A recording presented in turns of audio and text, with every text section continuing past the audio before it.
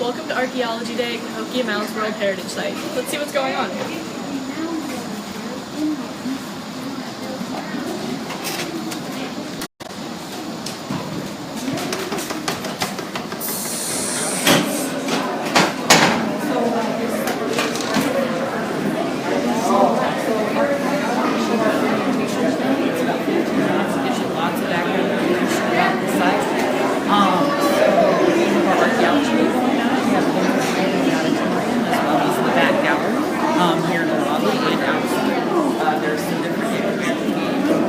This is the information table, and they have a raffle for a hoe and a micro drill. They also have books for sale. And let's talk to Lila. Say hi.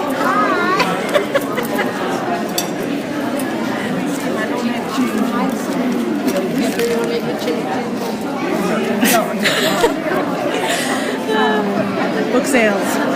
This is book sales, and all proceeds are going to Cahokia Archaeological Society. Here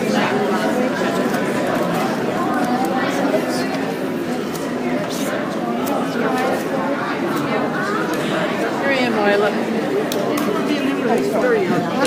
You want a bag, Liz? You want a bag? You gave me change for my 20. I'm giving you a 500 post. Yeah. I'm not going there. Okay, where I am. Tell us about what you're doing here. Hi, we're live streaming for Cahokia Archaeological Society. Could you tell us about what you're doing? My name's Terry Norris, member of the Cahokia Mounds Museum Society Board. We're raising money for the site. You know, we sponsor events like this today. But me personally, the reason I'm involved in this is that a portion of the money that we raise goes to the purchase of land that's outside of the state park boundaries. About half of the site is outside the boundaries, and over the last 10 years, we as a corporate board have been able to purchase portions of 7 temple mounds and 50 other tracts of ground that immediately become part of the state park and are therefore preserved. So and they're just eating. that's what we're doing today. So Yeah. except for just a little. Right. Or quit You leaving bet. that Thank thing you. maybe across the door that. Yeah. But yeah, Lori's is back there. What? I gotta take care of the situation with the power cords.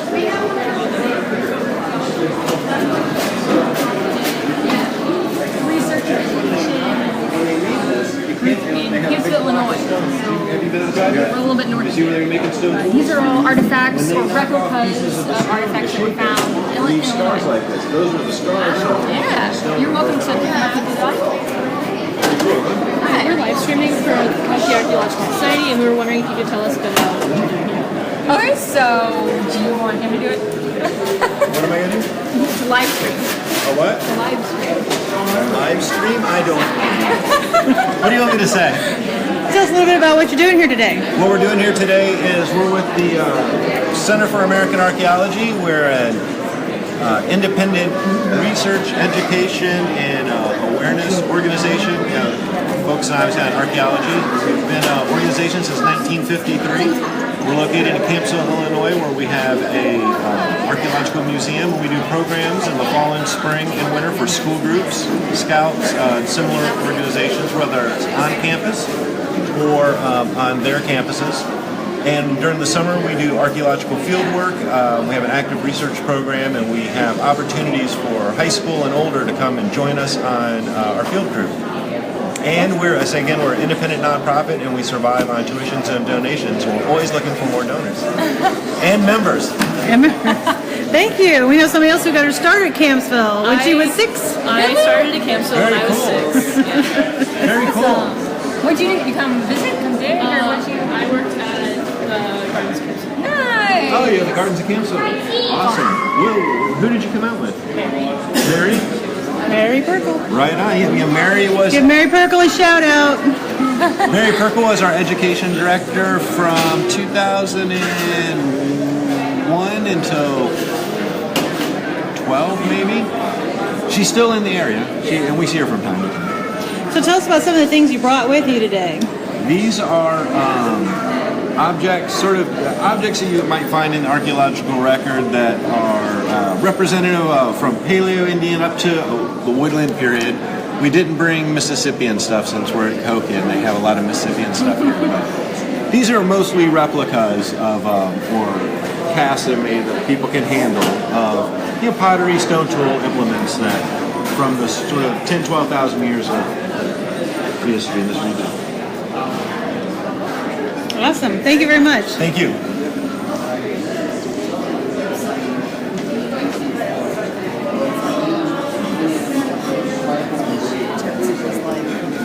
The buildings were built right on the surface. Yeah. No basements. The archaeologists show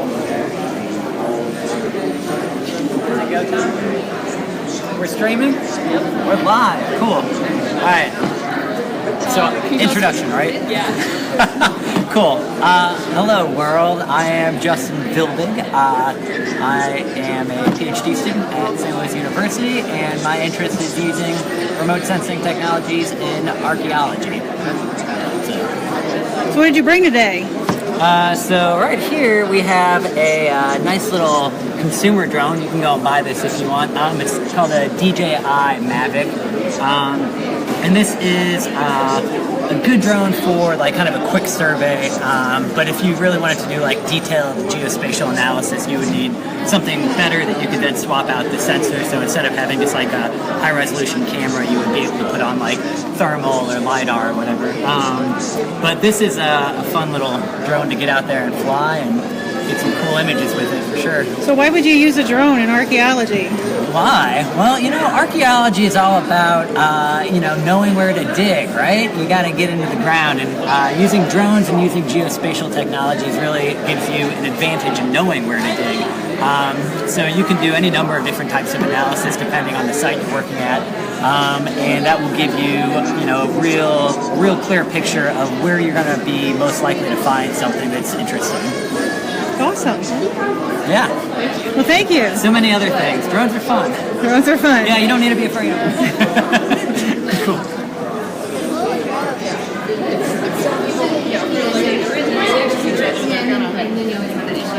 How do we tell if it's, you might have two different communities living in the same area, or you might have some people I'm going to take what they're doing down there and adapt it a little bit, but not 100%. It's like, I'm gonna buy a cell phone, but I'm not gonna buy an iPhone. So some people drink that Mississippi. How are you guys? We're actually live streaming for Cahokia Archaeological Society. Oh my goodness, I shouldn't cuss. What are you doing? Well, we're just kind of going around and showing people what happens here at Cahokia on Archaeology Day. So, what are you guys doing here? We are talking to people about archaeology and anthropology at SIUE, and then kind of just answering basic questions about what is archaeology like in the region. So, yeah. So I think a lot of people are here because they like to look at artifacts and mounds and stuff, but we're talking about archaeological education. So we have an archaeology program at SIUE where we offer an anthropology major. If you want to be an archaeologist and you want to do archaeology while you're in college, come to SIUE. And Carol is teaching a field school to students from other universities as well. Yeah, so I do an interdisciplinary field school that's funded through the National Science Foundation, and we take 10 students every year from throughout the United States as long as they're a U.S. citizen, and it's a program that does archaeology and ecology. So my students come out and they learn how to do archaeology, and then they also learn how to do ecology research. So they're out on the Mississippi River on boats electrofishing and learning how to conduct a fish monitoring program. And then with me, they learn zooarchaeology and field archaeology, and then they have to integrate those two data sets together. So if somebody was interested in that program, where would they go for information? They would probably contact me or our website, although I think our website might be down right now. So you'd probably want to email Carol Colanino at ccolani@siue.edu. All right, that's great. Thank you very much. Thank you. Thanks. We're now going into the Interpretive Center. We're actually headed back to see Marilyn Kinsella, who has agreed to Tell a story. tell a story. Here's one of the exhibits that's in the Interpretive Center, which replicates I think we actually know the people that are digging down there. One looks a lot like Larry Kinsella.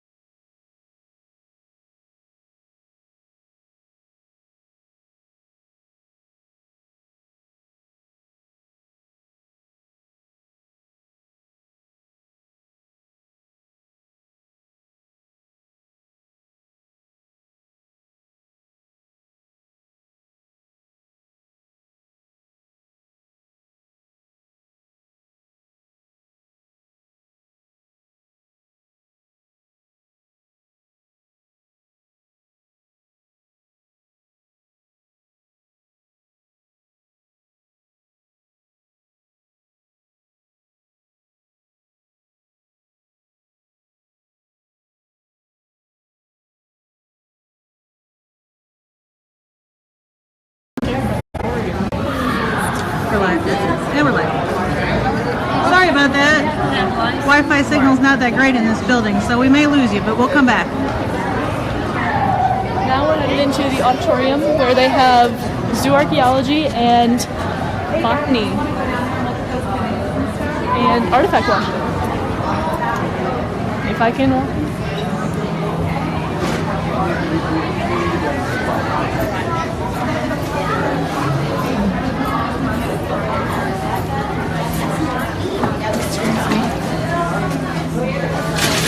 The glamorous side of archaeology. Want to wash? I'm watching an artifact from Mount 34. We're live streaming on Facebook. Say hi. Do you want to tell us about artifact washing here?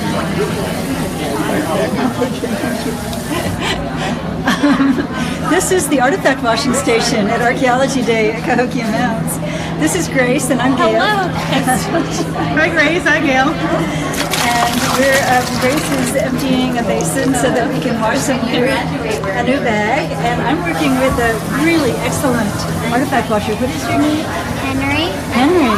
And Henry is especially interested in, he's interested in stone tools, and he's interested in pottery. What's in the bag, Henry? So this is probably gonna be a bone. This is probably a bone. So these are real artifacts, and are they from Mound 34? Yes. We're at Mound 34 here at Cahokia Mounds, so kids get to actually wash artifacts that were found on the site. In fact, we can tell from this bag that these artifacts were dug up on July the 28th, so that's like a week ago, right? Not very long ago. What do you got? And this artifact I found, it looks like they actually could send it over to the arrowhead making station. That's right. They got that when they were making a tool, didn't they? Mm-hmm. Okay. You think you know what kind of stone that's made out of? Maybe flint or chert. That's right. Did you make an arrowhead at the station? Yes. Are you gonna be an archaeologist when you grow up? Well, actually, I'm gonna be a geologist. Well, that makes a lot of sense. You're gonna see a lot of rocks. Mm-hmm. Henry, can I tell you about a possibility that would combine geology and archaeology? They call it geoarchaeology. And you can do actually both, but you have to know twice as much. So it's hard. But I think you could do it. Did you want to start? Thank you. Goodbye. Bye.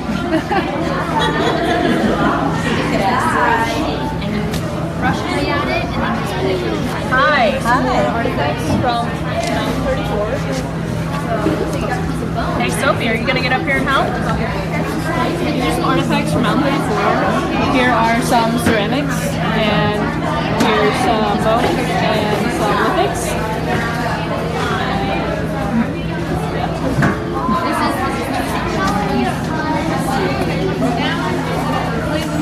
You can do as much as you want.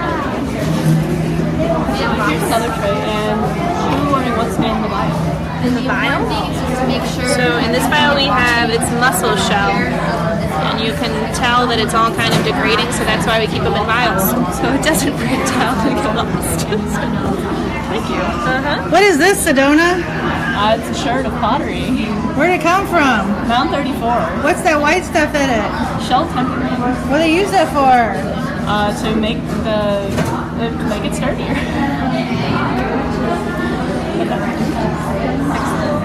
Did you get the deer teeth? Those are kind of cool. What's this, Sedona? That's deer teeth. Why is it there? Because they found it at Mount 34. Why was it there? Maybe they killed a deer and And ate it. Yeah. Yeah, and ate it. There we go. Cooked it in one of those pots. Let's go meet Cricket Kelly. So this is Cricket Kelly, and she has a station here. Could you tell us a bit about What does your Cricket station do? Yeah, what do I do? She's a zoo archaeologist. A what? A zoo archaeologist. What does a zoo archaeologist do? They study animal bones that are found on archaeological sites. Very good. Yes. Here's her display.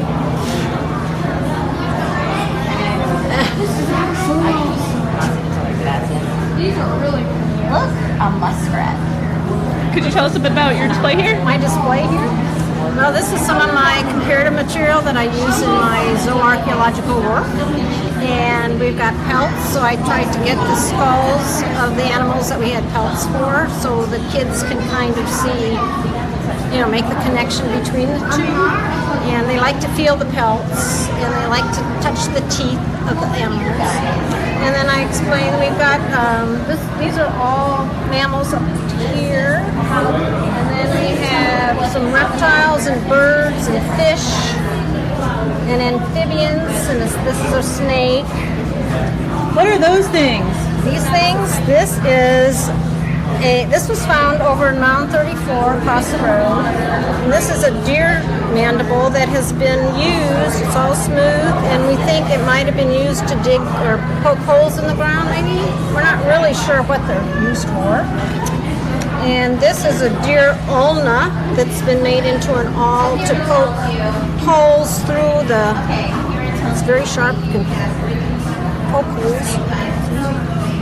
Wow. So, and it has a natural handle, so it's very useful. And these are some of the archaeological bones that we get out of like Mount 34. So my job is to identify what animals they are. So I use the comparative material to identify what animals we're getting.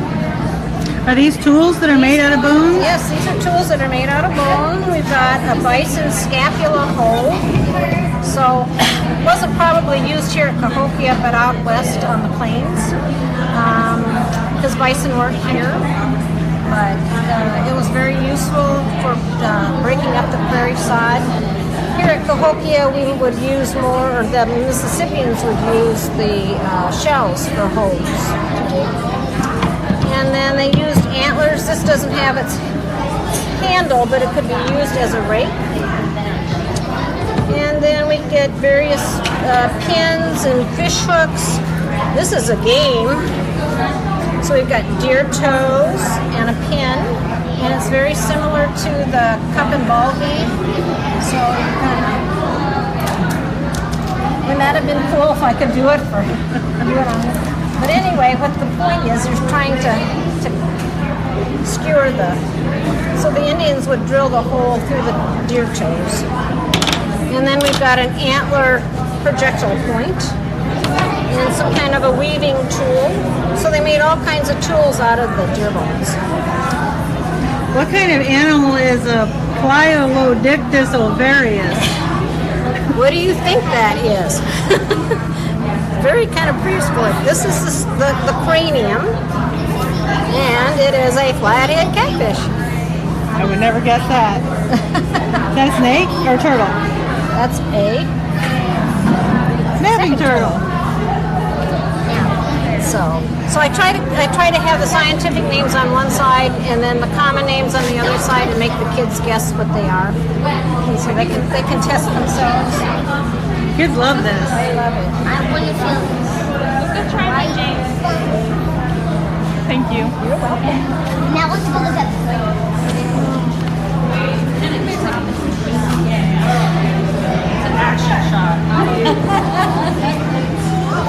What's happening over here? Oh, we're making some corn meal.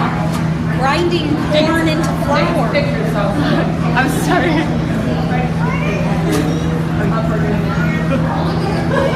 She's taking a picture. Oh, I'm sorry. That's okay. She's so far back you couldn't. And when she's done, I was totally looking over it. it's going to be flour. We can make cornmeal, like corn muffins or something. Cool. Yeah, it's like an action shot. All right. Yeah. Who's next? Yeah. Thank you. Dad. Could you tell us a bit about what's going on? Oh, okay. Over here? These are all cultivated foods that have been cultivated in this country.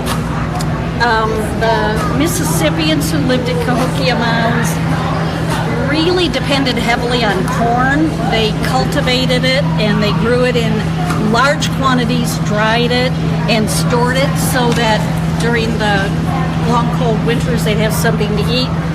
This shows how the original corn was cultivated into bigger and bigger ears until finally it was actually a head like we might recognize today. The next area shows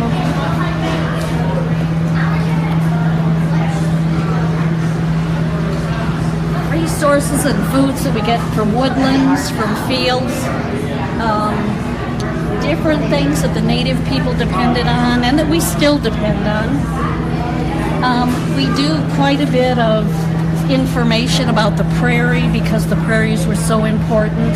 The prairie plants had deep, deep roots that held the soil in place so that we didn't have the washing and erosion that we do today. The next area is fibers that we get from wetlands and from woodlands. Then we move on to medicinal plants. And these are pictures of the plants themselves and their purpose. And then we have dyes. Some of the fibers that were dyed were even cattail fluff and whatever that is. Milkweed, thank you. And these are things that were used for dyes? These were dyed, and these were things that we used to dye. The roots, the barks. Here's a list of all the different plants and what colors they created. So red clover would make yellow dye. Yeah, isn't that amazing? That's amazing. It's not what you would expect. So these are all native plants that we show how they have benefited us and continue to benefit us. Okay, thank you. Thank you. Cut out the really stupid parts. Okay. Let's take a look and see what's going on outside.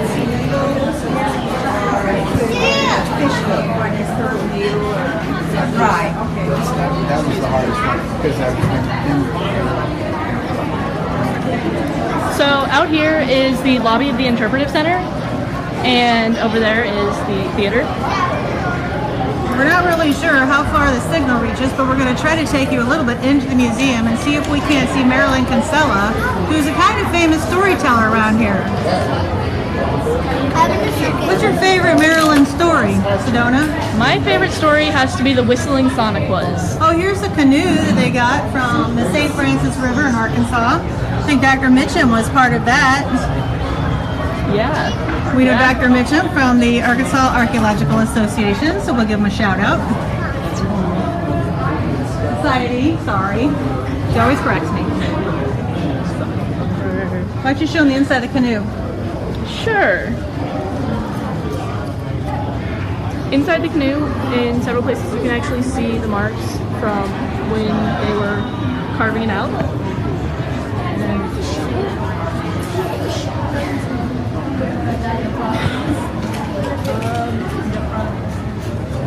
Several good examples of this are right here in these divots, and these are the marks from the adzes they used to carve out the canoe. And some of that leaching is still coming out. This canoe soaked for years and years in chemical. What was it? Glycol? To help preserve it, and it's still in the process of drying out.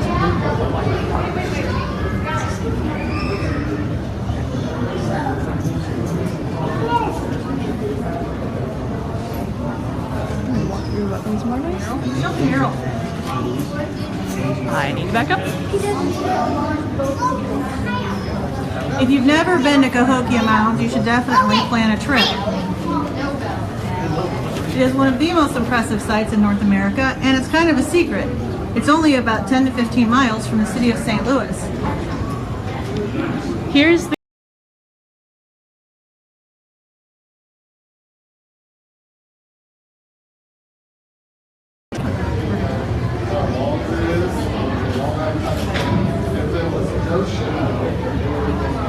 Right now we can't get to Maryland to tell a story because of signal, but we're trying to arrange something so that we can get a story to you guys. We're gonna walk through, and there's a lot of people here right now, and there's a lot of things going on outside too.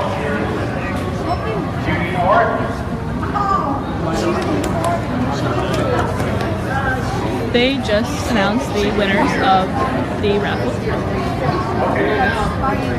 We're going to announce the second drawing next. And now they're drawing for the micro.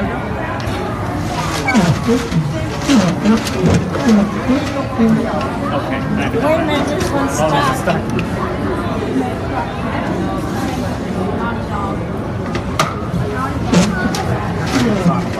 Oh yeah, that one. They didn't even shake it out.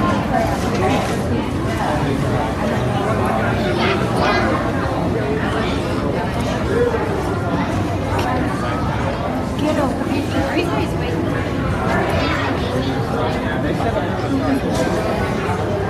Okay, the winner of the micro drill is Linda Stetson.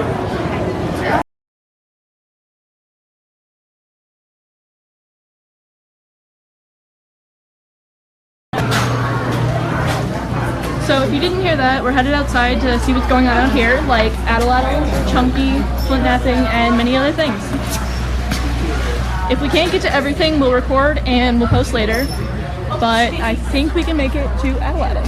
I hope so. We've been there most of the day.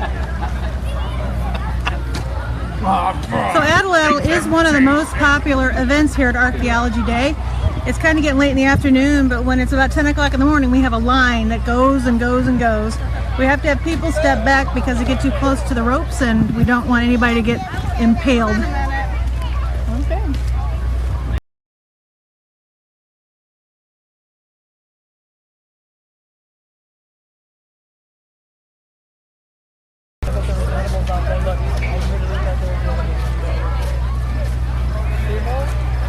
So we've managed to get signal out here again. So behind me there are many displays.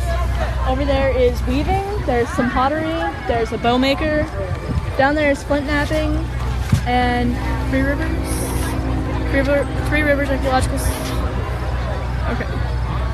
Three Rivers Archaeological Society, right? Yeah, they're down there. And so is the Powell Archaeological Research Center, which is Dr. Kelly's organization, which purchases property in East St. Louis. And currently they're having a raffle for an atlatl. If someone wanted to, if you were here, you could enter the raffle, try to win the atlatl. Am I too quiet? I want to give you a view around Cahokia Mounds. I'm sorry, as you can tell, this is not scripted. We kind of got suckered into this. But give you a view around the mounds. So behind us is the Interpretive Center. You can see some of the mounds in the distance.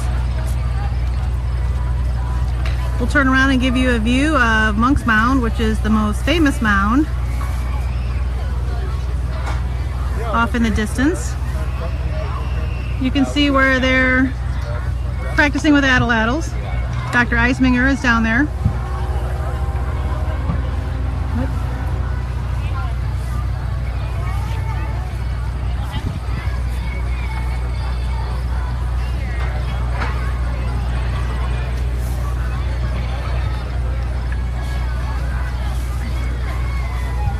Atlatl has been very popular today, and earlier I was working there and the line did not stop. It's very fun. It's primitive spear throwing, and it was the predecessor to bow and arrow, and it was a hunting method. So these children currently are trying to these children are aiming at these targets. There's